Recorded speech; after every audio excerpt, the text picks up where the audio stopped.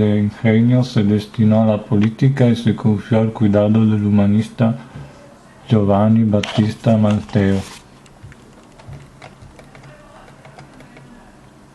Poi da altre informazioni storiche, qua parla ocupaciones dei lugares, el lugar de nacimiento, che è appunto quella di Girolamo Lippomano, che appunto era a Venezia, 1538, materia, sexo,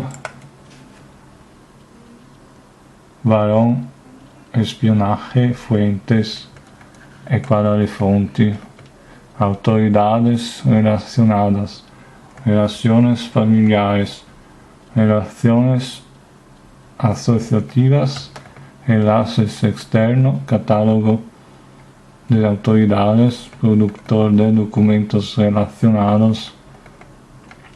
Y poi dice, la embajada en Venecia, un estudio prosopográfico de los representantes hispanos en la Repubblica de San Marcos durante la guerra di Candia. Poi qua ci sono altri siti dove parla di altre spie spagnole che avevo letto anche in un libro che parlava di spionaggio della Serenissima, in cui c'erano tante figure spagnole.